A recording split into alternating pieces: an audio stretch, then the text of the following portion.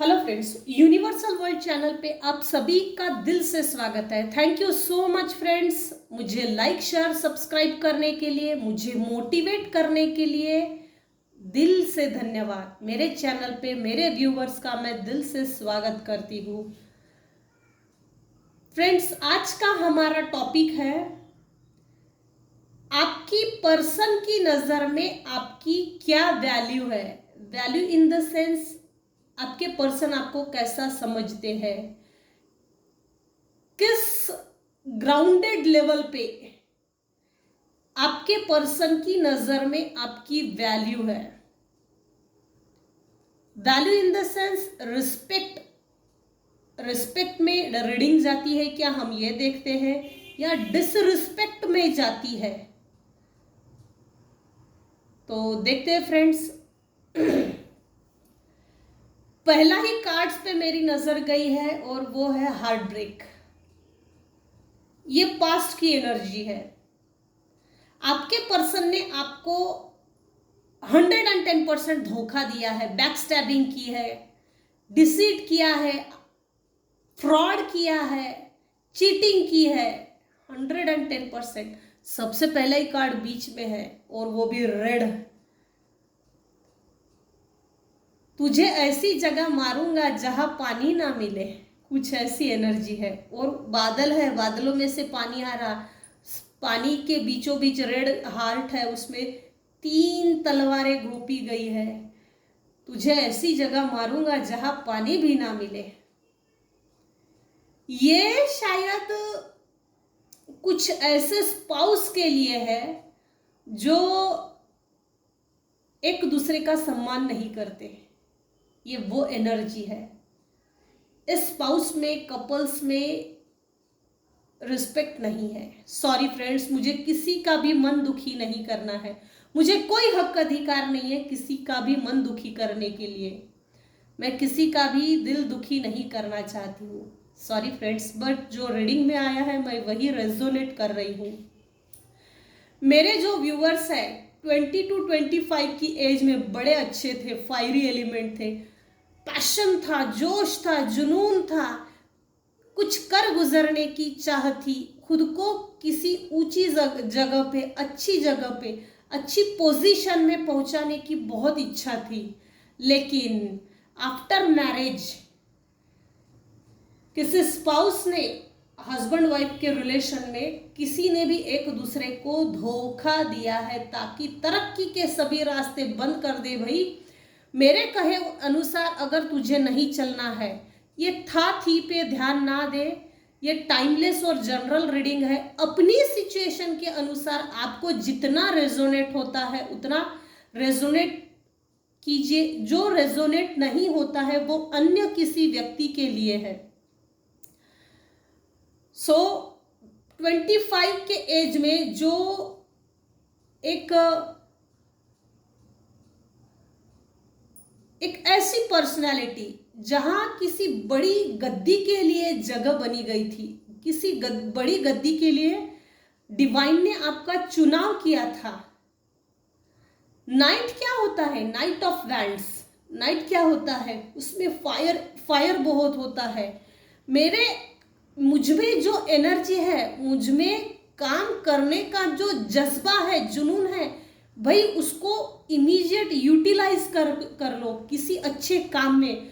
मेरी energy waste होते जा रही है। अगर मेरी एनर्जी सही जगह नहीं लगाई गई तो मेरी एनर्जी वेस्ट होंगी, इधर उधर बिखर जाएगी।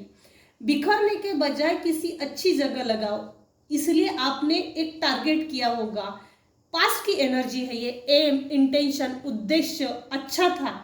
उस पर्पस में आपने अपनी एनर्जी को फोकस किया। आपने अपने आप को उस जगह जाके रखा जहां होना चाहिए, किसी डिग्निफाइड पोजीशन में, किसी डिग्निफाइड रिस्पेक्टेबल मैनर में, उस गद्दी पे जहां आप देखना चाहते हैं। जैसे ही आप पहुंच गए, आफ्टर मैरिज ये किसी की सिचुएशन है जिसने आफ्टर मैरिज स्पाउस ने, दोनों में से किसी एक ने एक को धोखा दिया है। आप बिफोर मैरिज ऐसे होंगे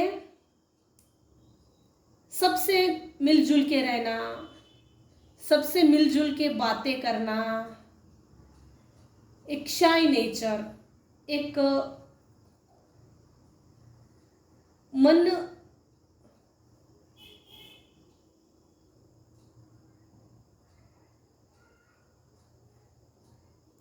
जिसे बोलते ना, एक बार फ्रेंडशिप हमको करनी है तो किसी अच्छे इंसान से करनी है। ट्रू फ्रेंडशिप जो थी वो आप पहले थे, एक अच्छा नेचर था, इक्वल गिव एंड टेक हो रिलेशनशिप में before marriage.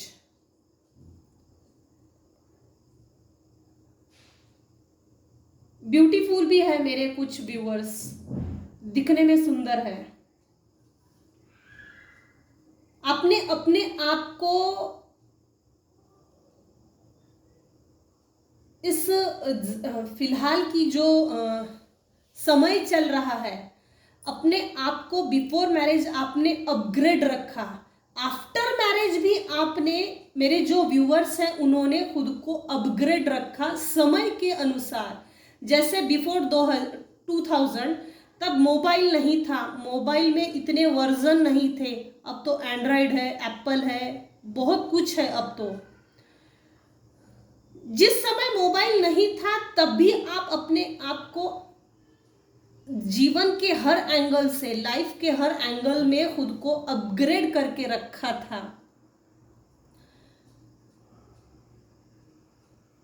But after marriage वो आपको अपग्रेड वाली सिचुएशन, अपने आप को सही से रखना, अच्छे से रखना, परिस्थिति के अनुसार खुद को बदलना, ट्रांसफॉर्मेशन की तरफ आगे बढ़ना, बदलाव की तरफ। बुरा हुआ तो उसमें अटके रहना, फंसे रहना, ये चीज नहीं। लेट गो करो, आगे बढ़ो, लेट गो करो, आगे बढ़ो। ये जो चीज थी आपके अंदर में कुछ कर गुजरने की, लोग आपको चाहते थे, ये देखकर आपके स्पाउस में बिफोर मैरिज किसी के लिए ये जेलसी का कारण बन गया। जैसे हस्बैंड वाइफ में हस्बैंड को नहीं चाहते होंगे, सिर्फ वाइफ को चाहते हैं आफ्टर मैरिज रिलेटिव्स में, और जैसे किसी महिला को बहुत अच्छा चाहते हैं आफ्टर मैरिज रिलेटिव्स में, तो वो अंदर ही अंदर कोई ऐसा एक स्पाउस थे जो जेलसी का कारण बन गया। अब मेरे वाइफ की या मेरे हस्बैंड की अच्छाई को देखकर वो अंदर ही अंदर जेलसी बढ़ते गई, जिसके कारण मेरे व्यूवर्स को कंट्रोल करके रखा। कुछ व्यूवर्स तो ऐसे हैं, बहुत सादे हैं, सादेपना, सिंपल, जो ना दुनियादारी की समझ है, ना चालाकी है, ना होशियारी है, ना किसी तरह का बदमाशी है, ना ही कनिंग टाइप की, डिसिट टाइप की एनर्जी है, प्योर एनर्जी है बिल्कुल। लेकिन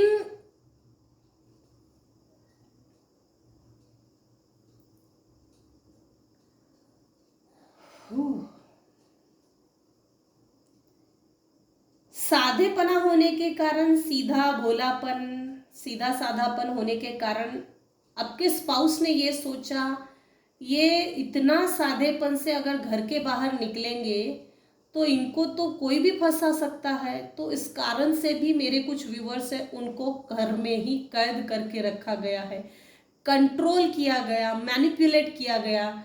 कुछ व्यूअर्स तो ऐसे हैं जिनको घर में ही रह के कुछ काम कर, ऐसा लिटरली बोला गया है। वर्क फ्रॉम होम आजकल जो आती है ना, ट्रेंड चालू है, तो ऐसा कुछ भी है।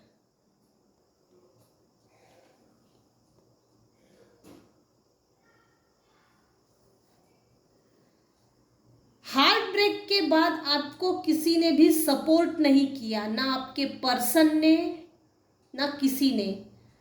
ये परिस्थिति कम से कम 10 साल ऐसा चलती गई।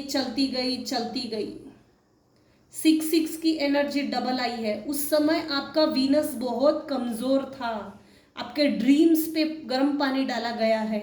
सपना देखना तेरा काम नहीं है, चुपचाप घर में बैठ, कुछ ऐसा है। कुछ हस्बैंड वाइफ में ऐसे है कि हस्बैंड की जो क्वालिटी है काम ही नहीं करना चाहते हैं।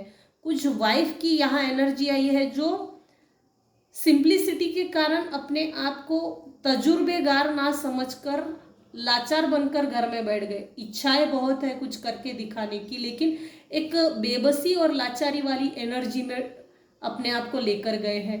मेरे सपनों पे पानी फिर गया, कुछ ऐसा है। उस समय आपका शुक्र बहुत डिम लाइट था। आपकी जन्म कुंडली में आपका शुक्र ग्रह वीक था, 0 to 30 डिग्री।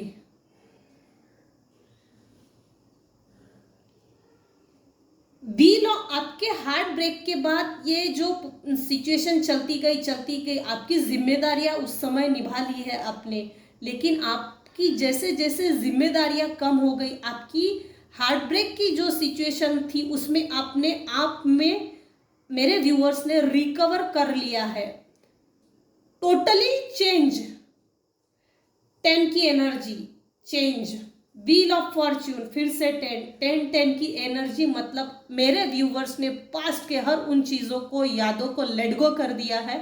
अभी मेरे व्यूवर्स का भाग्य का, समय का पहिया शिफ्ट हो गया है, फेवर में आ गया है।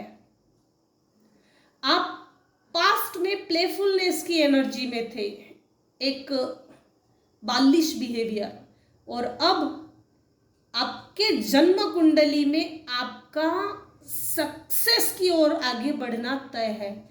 पहले मेरे व्यूवर्स को उनके पर्सन की नज़र में उनकी क्या वैल्यू थी, तो ये आया है नथिंगनेस। देखिए ना, नथिंगनेस मतलब मैं तेरी कोई इज्जत नहीं करता, मैं तेरी कोई कदर नहीं करता, तू अपने लाइफ में कुछ करके नहीं दिखा सकती, तू समाज में अपना नाम, इज्जत, शोहरत, रुतबा, प्रेम, क्योंकि मैनिपुलेशन नहीं आता मेरे व्यूवर्स को, कंट्रोल करना नहीं आता, वो चीज़ है नथिंगनेस। पास्ट में मेरे व्यूअर्स को उनके पर्सन की नज़र में नथिंगनेस वैल्यू थी, कुछ भी नहीं, ब्लैंक्स थे, ब्लैंक टोटली। और आपने अभी शायद 3 साल से ये प्रोसेस चल रहा है, 3 साल से आपने जो शिफ्ट की है, अपने आप को ट्रांसफर किया है, चेंज किया है, परिवर्तन की ओर आगे बढ़े, बदलाव की ओर आगे बढ़े, इमोशनली स्ट्रांग हो गए हैं, इमोशनली अपने आप को मजबूत किया है।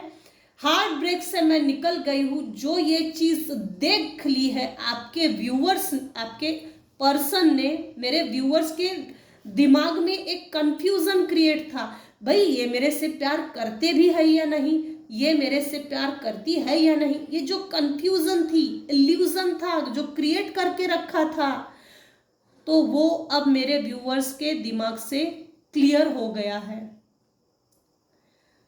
अपने आप को डिस्कवर ना करना, मेरे व्यूअर्स के रूट चक्रा पे किसी ने वार किया है।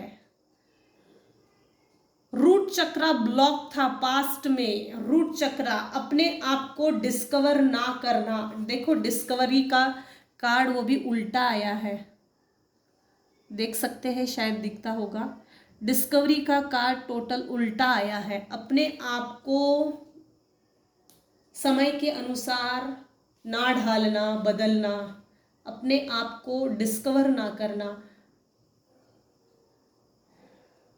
क्विस्ट, अभी आप अपने जीवन के रास्ते पर, अपने रियल ट्रू पाथ पर, सोल पर्पस पर, सोल पाथ पर चल पड़े हो। मैं निकल पड़ा हूं अपने सही रास्ते पर, जहां मुझे जाना चाहिए। पैशन, पास्ट में आपके अंदर के पैशन को दबाया गया है, कंट्रोल किया गया है, मैनिपुलेट किया गया है। पास्ट में आपका सोलर प्लेक्सिस भी ब्लॉक था, क्राउन चक्रा भी ब्लॉक था, लेकिन अभी आपका थर्ड आई चक्रा ओपन है। मेरे कुछ व्यूअर्स का थ्रोट चक्रा पहले टोटली ब्लॉक था, टोटली ब्लॉक। ये देखो पास्ट की एनर्जी आई है। एक्सपांशन, अपना एक्सपांशन नहीं कर सकते थे, अपना विस्तार नहीं कर सकते थे, खुद को सही ढंग से नहीं रख सकते थे, खुद को संभालने की जो सही कला थी वो डेवलप नहीं थी, या खुद को एक्सपांशन करना चाहिए इस चीज पर भी ब्लॉकिंग बाइंडिंग थी, मैनिपुलेशन था। अपने आप को सही ढंग से जो जीना चाहिए, जिसके कारण समाज में, परिवार में, रिलेटिव्स में, अपने कलीग्स में, फ्रेंड सर्कल में अपना जो ओहदा होना चाहिए उससे दूर हो गए थे, दूर कर दिया गया था।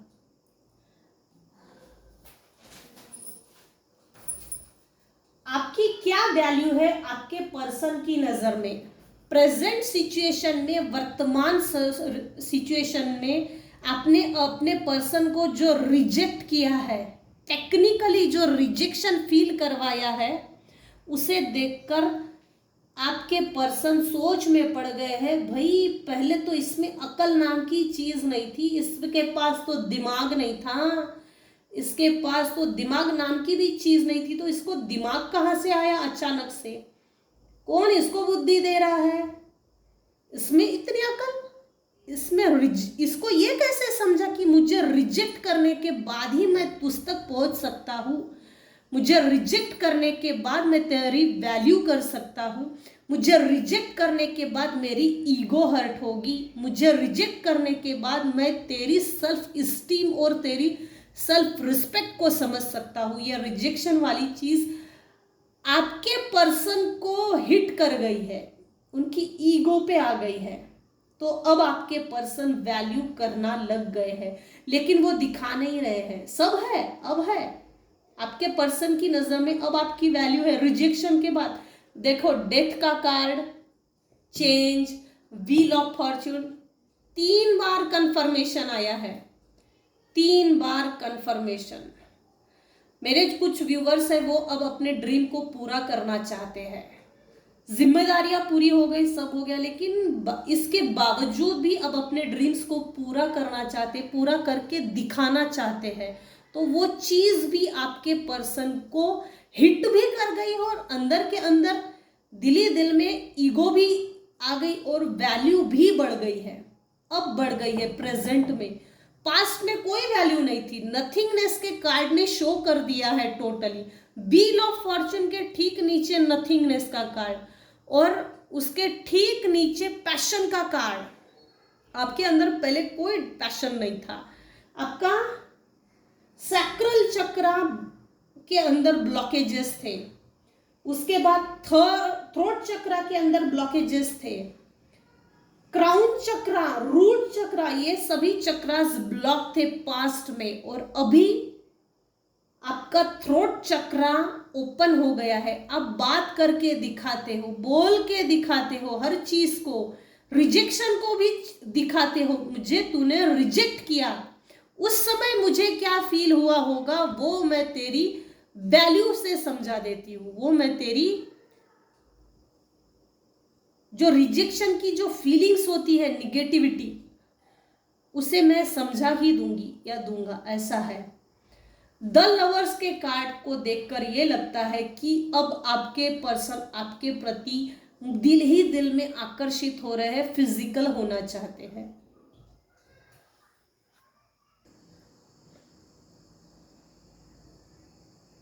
आपका थ्रोट चक्रा के अंदर जो ब्लॉकेजेस थे वो रिमूव हो गए हैं, और जब से आपने रिजेक्शन फील करवाया है तो